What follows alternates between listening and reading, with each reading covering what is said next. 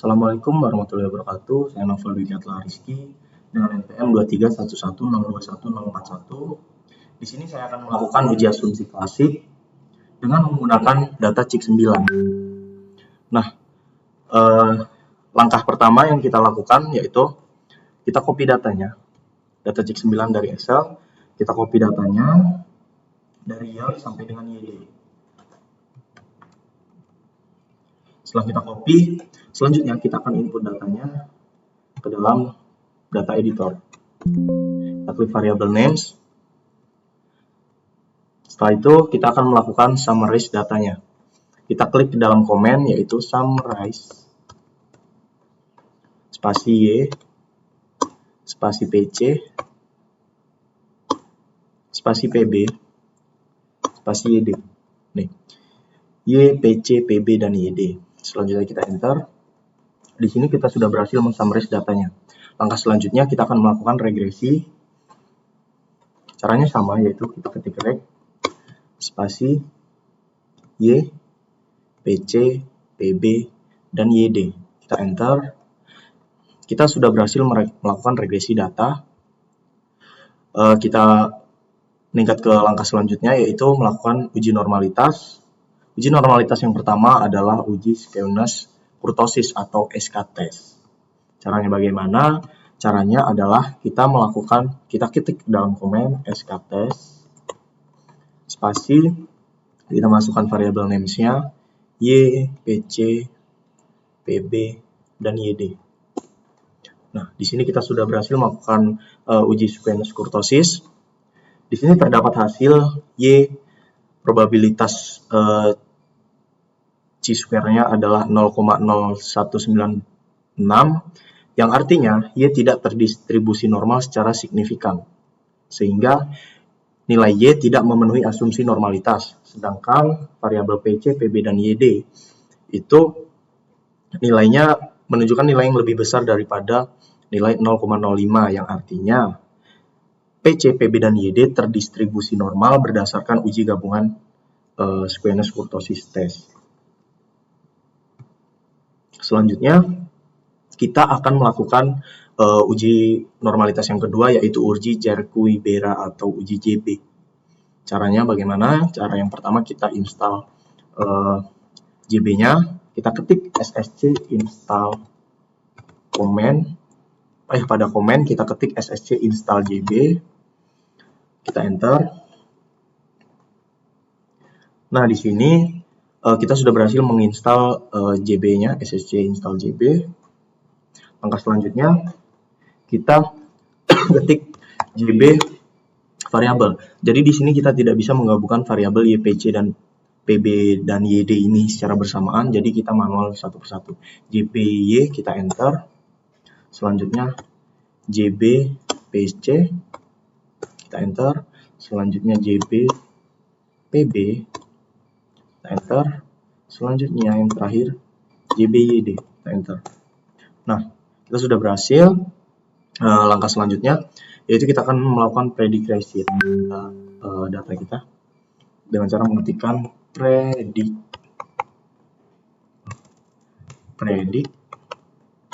receipt,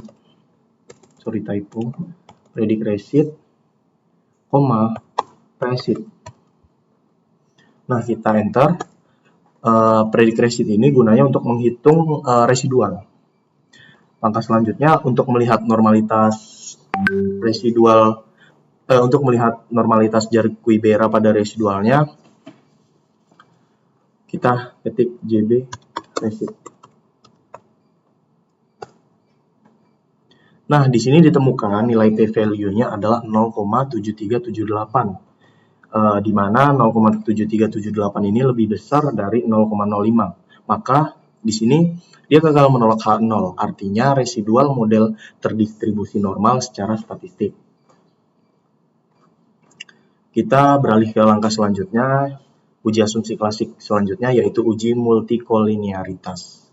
Caranya sama seperti sebelumnya, kita install terlebih dahulu. Tekan install, kita install VIF. Jika merah seperti ini, tandanya Viv sudah terinstall secara default di statanya. Selanjutnya kita regression saja, kita ketikkan seperti tadi, reg, y, pc, pb, dan yd. Kita sudah berhasil meregresnya. Langkah selanjutnya kita ketikkan Viv uncentered.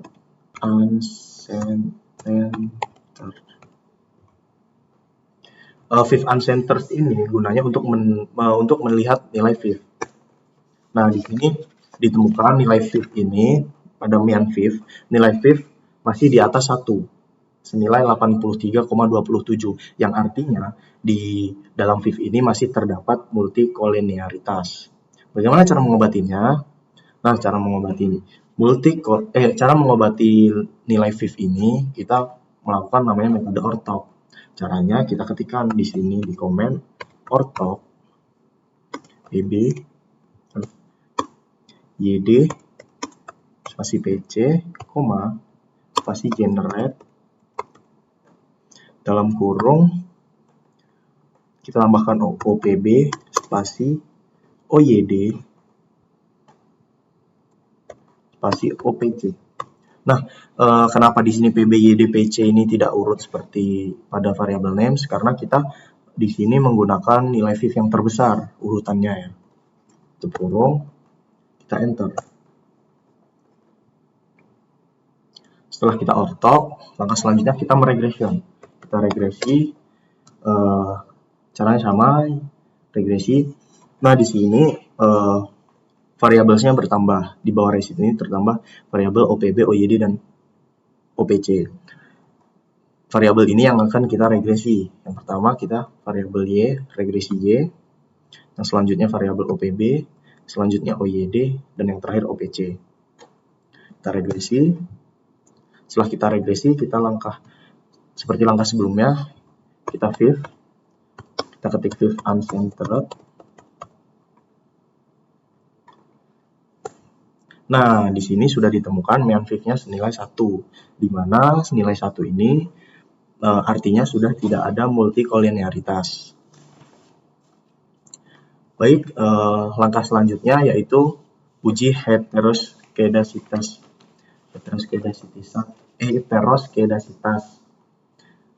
Nah, heteroskedasitas yang pertama yaitu uji Bruce-Pagan. Uji Bruce-Pagan, langkah pertama yang kita lakukan yaitu meregresi. Regresi, spasi Y, spasi PC, spasi PB, spasi YD. Kita enter. Di sini kita sudah berhasil meregresi. Langkah selanjutnya kita akan melakukan stat head test.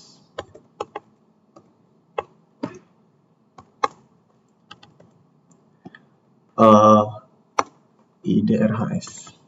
Nah, stat ini berguna untuk melihat uji Bruce-Pagan. Kita enter. Di sini ditemukan probabilitas chi-square-nya 0,1155, yang artinya dia lebih besar dari 0,05. Artinya tidak terdapat heteroskedasitas pada probabilitas chi-square-nya. Dan langkah yang terakhir, uji asumsi klasik yang terakhir, yaitu adalah uji autokorelasi. Caranya sama seperti sebelum-sebelumnya, kita meregresi variabelnya dulu, yaitu kita klik reg spasi variabel Y, PC, PB, dan YD. Y, PC, PB, dan YD. Kita enter, sudah berhasil kita regresi. Selanjutnya, untuk membuat variabelnya menjadi variabel waktu, kita ketik di komen, yaitu gen spasi time. Kita generate menjadi variabel waktu, gen time sama dengan, dan underscore, kemudian n. Kita enter. Lalu selanjutnya kita ketikkan tsset spasi time. Nah, di sini ditemukan time variabelnya 1 to 29, delta 1 unit. Selanjutnya kita masuk ke uji Darwin-Waite. batch atau DW, uji DW. Nah, caranya adalah kita ketikkan DW step di sini. Langkah selanjutnya yaitu di start, kita ketikkan start b dot free, leg dalam kurung 1.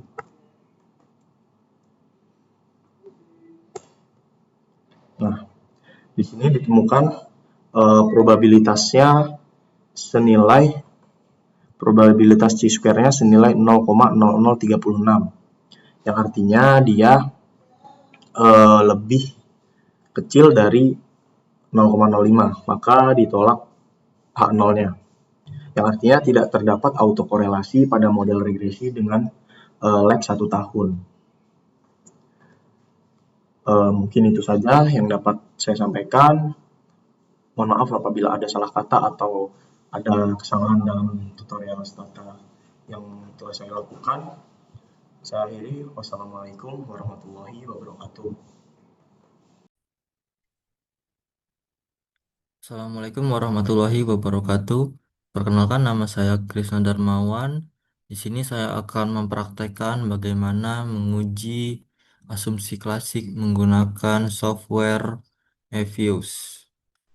Oke, langsung saja kita buka.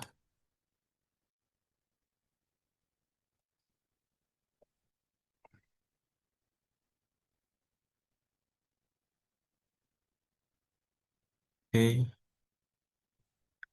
kita buka aplikasi Evius-nya terlebih dahulu.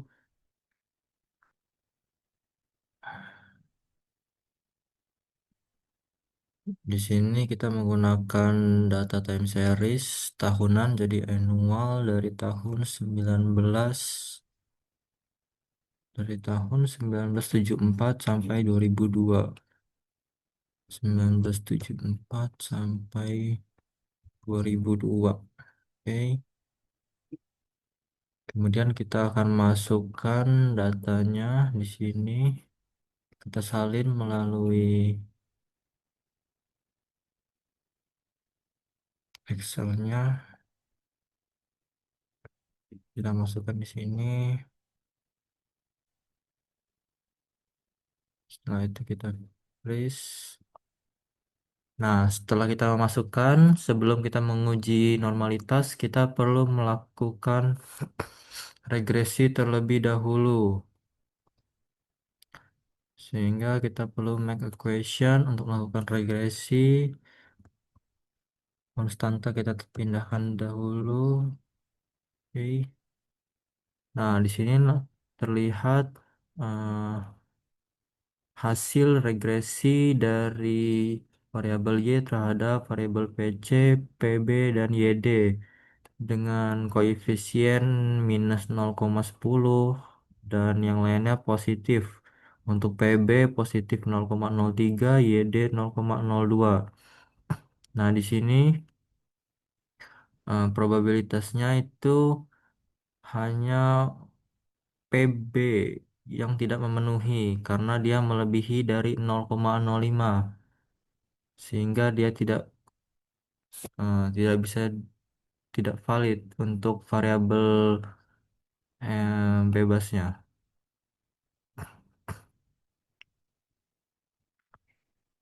Oke, untuk selanjutnya kita membaca R square. Di sini R square-nya 99% dan adjust R square-nya 99% juga.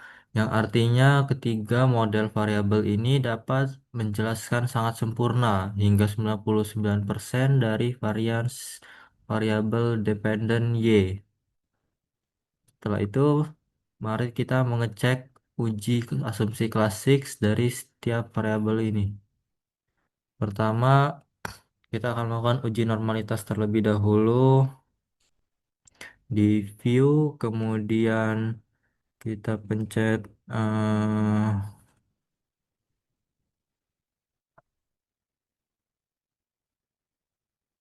residual diagnosis, kemudian normality test. Nah, di sini terlihat untuk datanya ini hasil datanya seperti ada mean, median, maksimum, sampai skewness dan kurtosis.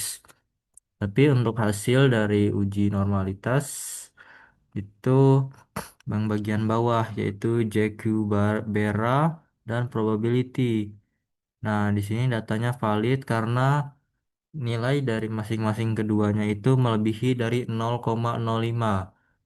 Artinya tidak ada masalah di uji normalitas. Berarti residual beretribusi secara normal, tidak ada masalah. Selanjutnya kita freeze lagi supaya tidak hilang. Selanjutnya kita akan menguji multikolinearitas. Itu ada di koefisien diagnosis, kemudian kita cari VIF nih, variance inflation factor, VIF. Nah, di sini untuk membaca VIF itu yang di sebelah sini, koefisien variance. Nah, nilai dari VIF itu tidak boleh melebihi 10. Berdasarkan hasil kita ini, tidak ada satupun yang melewati angka 10. Maksimal hanya 6. Itu artinya data yang digunakan itu datanya bagus. Tidak ada masalah pada saat diuji multikolinearitas. Kita freeze lagi. Selanjutnya kita menguji autokorelasi. Autokorelasi ada di residual diagnosis, kemudian serial correlation LM test. Kemudian like specification kita dua karena kita mau melihat hubungan antara variabel itu 2 tahun dengan data 2 tahun sebelumnya. Jadi kita masukkan angka 2 saja. Nah, di sini datanya muncul eh, di sini terdapat kesalahan hasil estimasi. Kenapa? Karena R square itu sangat kecil, yaitu hanya 39 dan bahkan adjust R square-nya itu hanya 26. Sehingga kita perlu memperbaikinya. Bagaimana cara memperbaikinya? Kita pencet estimate, kemudian kita menggunakan metode yang ls, least square. Nah, setelah diperbaiki, maka R square-nya ini akan berubah. R square akan berubah menjadi besar kembali, yakni 0,99 atau 99%, yang berarti datanya tidak ada masalah atau valid. Kita freeze lagi. Kemudian kita melakukan uji yang terakhir yaitu uji multi heterokedastisitas. Itu ada di ini dia, heterokedasticity test.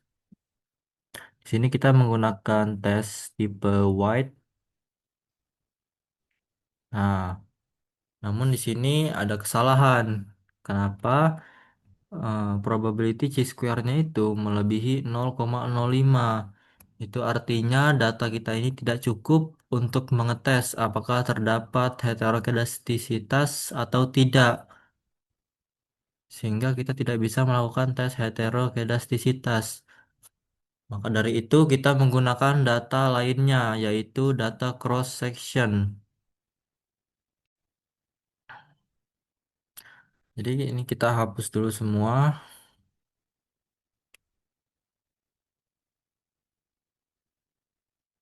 Kita buka data selanjutnya yakni data head cross section.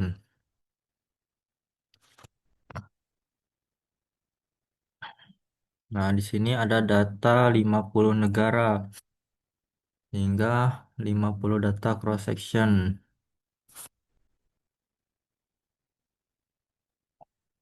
Kita masukkan datanya ke software eViews.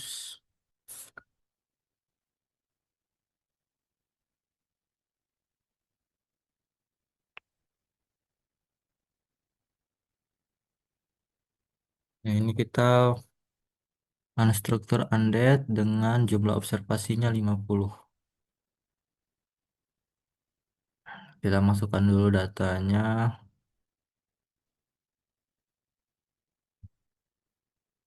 Ini sudah masuk semua 50 negara. Selanjutnya kita langsung saja mengetes. Oh, sebelum kita mengetes kita lakukan equation atau regresi terlebih dahulu.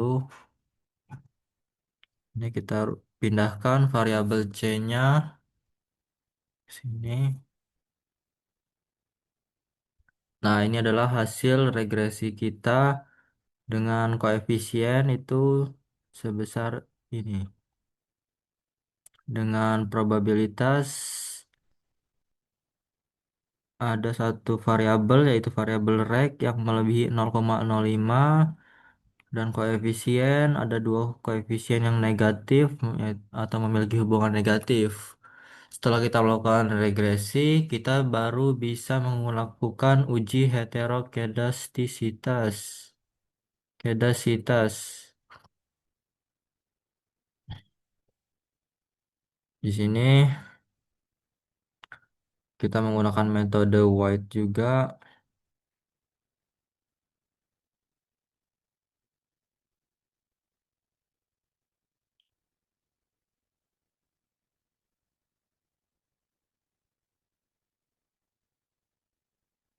Nah, setelah itu baru nih kelihatan C-square-nya itu kurang dari 0,05. Beda dengan data tadi yang melebihi 0,05. Berarti pada data yang sekarang ini kita bisa menentukan apakah ada masalah heterokedastisitas atau tidak di eh, di model kita saat ini.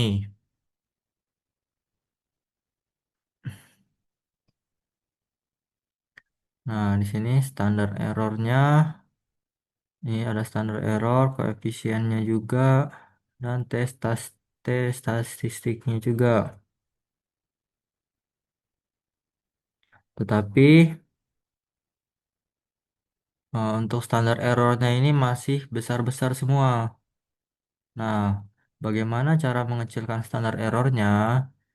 Kayak caranya adalah kita estimate, kemudian kita gunakan metode robust least square. Ini dia robust least square. Kita oke kan. Nah, setelah itu baru standar error sekarang sudah menjadi kecil. Jadi untuk mengatasi permasalahan standar error yang terlalu besar, kita bisa menggunakan metode robust. Dan ini dia hasilnya. Oke,